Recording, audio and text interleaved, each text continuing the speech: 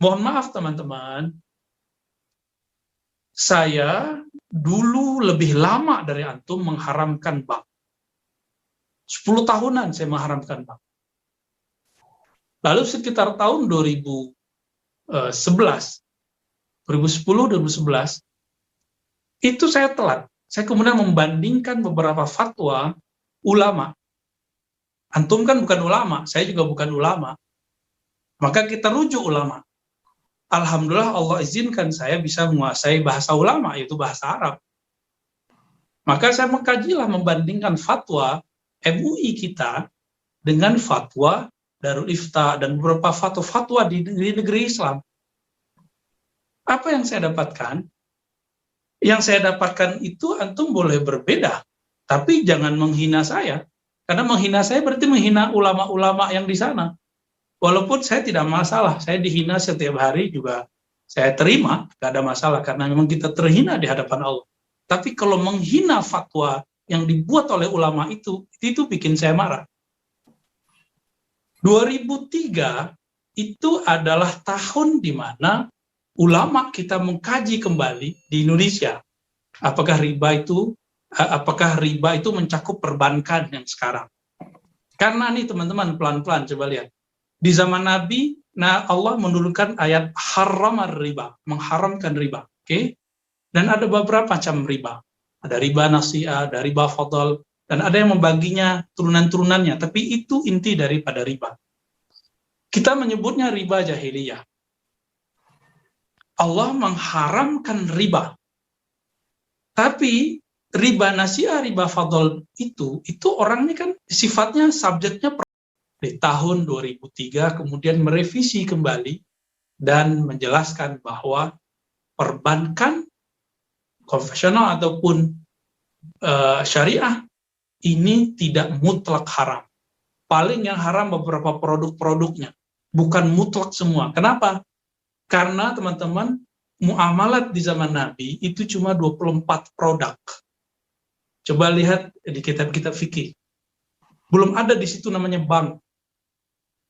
Belum ada. Coba cek, ada nggak bank di masa Nabi? Kan nggak ada. Lalu kemudian muncullah bank belakangan. Itu pun munculnya kan di Jerman atau di beberapa negeri lain. Kemudian diadopsi oleh negeri kita. Ada teman kita ngeles, oh Ustadz, berarti kita memakai yang dibuat oleh orang Jerman, Yahudi. Lah, dulu Nabi aja memakai dinar dirham, itu kan bukan dari Nabi. Dinar dari Romawi, dirham daripada Persia. Kenapa boleh? Karena Nabi terbuka dalam muamalat. Maka ulama-ulama Mesir, terutama Darul Ifta dan Al-Azhar, itu tidak memaksa orang untuk ikut fatwa mereka untuk mengatakan bahwa perbankan itu halal. Bagi yang mengharamkannya silakan mengikuti fatwa itu. Tapi yang menghalalkannya silakan lanjutkan. Konsep riba sama dengan haram. Oke, coba perhatiin. Riba sama dengan haram. Oke. Bank apakah sama dengan riba? Inilah perdebatannya. Tanda bahwa ini tidak ada kesepakatan. Ada ulama yang mengharamkannya, ada ulama yang menghalalkannya.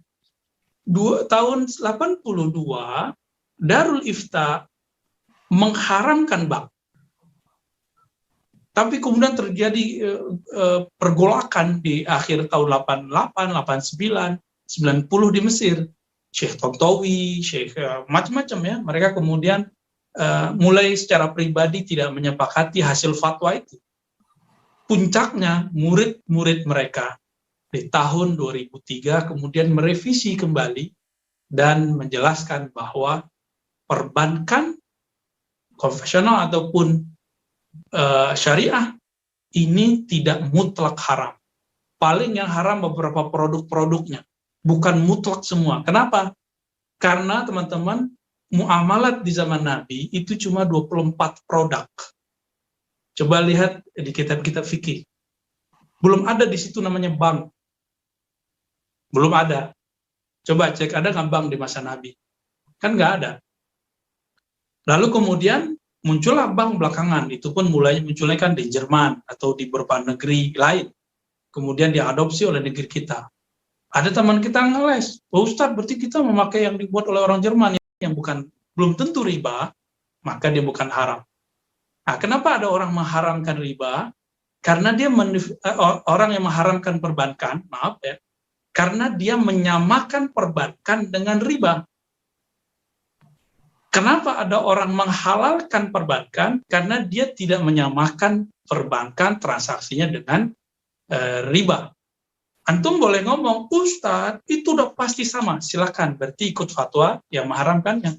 Jangan paksa kami mengikuti fatwa antum. Ya, kita punya sistem sendiri, kita punya pendalilan sendiri, dan kita punya ulama yang kita ikuti. Bukan berarti kita menghalalkan dengan hawa nafsu, tidak. Itulah kekayaan intelektual para ulama kita. Jadi saya berharap cuma satu saja, kita saling menghargai aja. Cuma kan antum yang mengharamkan bank lucu. Mengharamkan bank tapi beli makanannya lewat GoFood. Ya, mengharamkan bank tapi menggunakan kartu yang produk bank. Itu kan hipokrit namanya, ya. Oh, itu boleh Ustaz untuk begitu. Jangan begitu, sekalian aja yang kafah. Ya. Ternyata yang disebut syariah oleh orang-orang yang menghalalkan syariah sebagian, ini nggak adil juga, ya. Giliran dia rugi di bank konvensional, dia kemudian menyerang bank konvensional.